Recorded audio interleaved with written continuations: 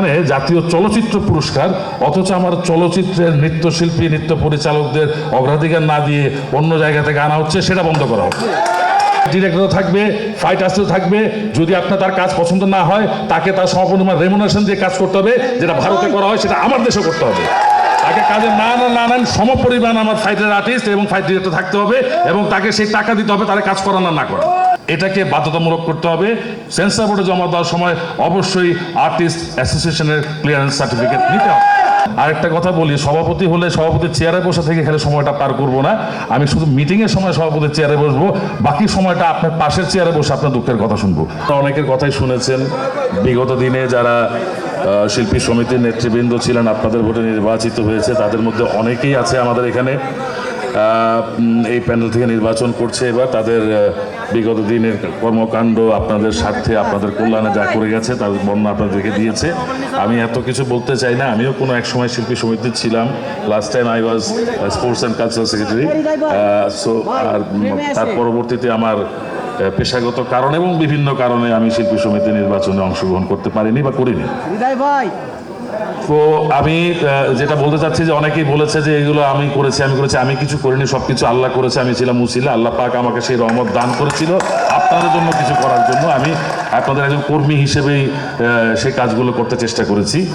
ভবিষ্যৎ দিনগুলোতে আমি দেখেন আসলে যে কিছু করার ব্যাপারটা, যে আমি কিন্তু কমিটিতে ছিলাম না, কিন্তু করার চেষ্টা করেছি। আমার করতে চাইলে কিন্তু সভাপতি, সেক্রেটারি, ভাইস প্রেসিডেন্ট বা অন্য কোনো পদে থাকতে হয় না, ইচ্ছাটা থাকতে হয়।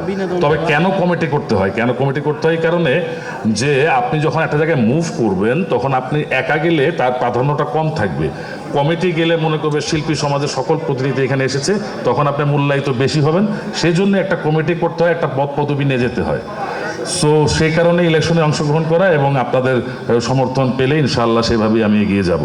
আমি বেশি কিছু বলবো না, দু চারটা কথা বলি যেগুলো বেসিক সমস্যা। আমাদের এখানে দেখা গেল জাতীয় চলচ্চিত্র পুরস্কারের যে অনুষ্ঠানটি আয়োজন করা হচ্ছে, সেখানে জাতীয় চলচ্চিত্র পুরস্কার, অথচ আমার চলচ্চিত্রের নৃত্যশিল্পী নৃত্য পরিচালকদের অগ্রাধিকার না দিয়ে অন্য জায়গা থেকে আনা হচ্ছে, সেটা বন্ধ করা হবে। এবং আমরা এটা অবশ্যই করব।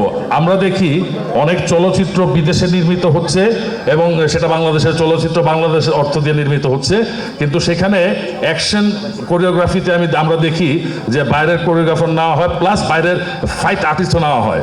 এই জায়গায় আমার একটা বক্তব্য হচ্ছে, আমার দেশের ফাইট ডিরেক্টরও থাকবে, ফাইট আর্টিস্টও থাকবে।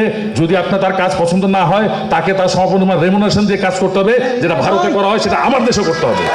তাকে কাজে না নেন সমপরিমাণ আমার ফাইটের আর্টিস্ট এবং ফাইট ডিরেক্টর থাকতে হবে, এবং তাকে সেই টাকা দিতে হবে তারা কাজ করা না করা। তৃতীয়ত হচ্ছে, চলচ্চিত্রের সমস্ত সংগঠন থেকে সেন্সরে ছবি জমা দেওয়ার সময় সার্টিফিকেট না হয়, except Bangladesh film artist association. এটাকে বাধ্যতামূলক করতে হবে। সেন্সর বোর্ডে জমা দেওয়ার সময় অবশ্যই আর্টিস্ট অ্যাসোসিয়েশনের ক্লিয়ারেন্স সার্টিফিকেট নিতে হবে।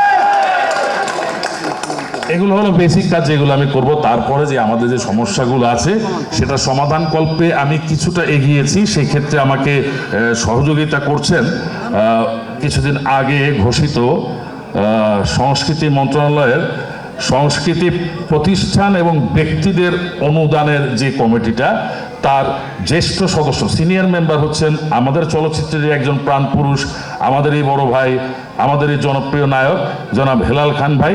তার কাছেও আমার প্রস্তাব পৌঁছে গেছে এবং এটা উনি আজকে আমার বক্তৃতার পরে উনি হয়তো কিছু বলবেন এই ব্যাপারে, এর জন্য উনি এখানে এসেছেন।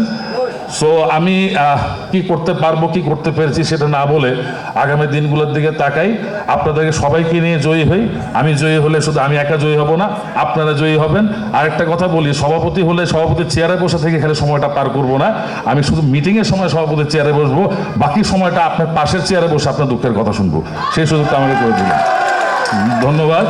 আমি একটু এই পর্যায়ে আমি আর বেশি কিছু বলছি না, কারণ খাবারের সময় হয়ে গেছে, সবাই খাইতে হবে। তো সবাই দোয়া করবেন, আমাকে 3 তারিখে আমার প্যানেলের জন্য দোয়া করবেন। আমাকে একা ভোট দিলে লাভ হবে না ভাই, আমার 21 জনকে ভোট দিতে হবে। তার মানে একটা ছোট্ট উদাহরণ আমি আপনাদেরকে দিই। আমরা নদী বলতে কিন্তু মুক্ত জলধারাটাকে বুঝি না, নদীর দুটা পার নিয়ে কিন্তু নদী। সো আমি একা কিন্তু শিল্পী সমিতি না, আমার এই 21 জন এবং আপনাদেরকে নিয়ে শিল্পী সমিতি। আপনাদের সবার সমর্থন চাই, আমার 21 জনের জন্য সমর্থন চাই। ধন্যবাদ সবাইকে। দেশে দেশে সবার সাথে দ্য নিউজ।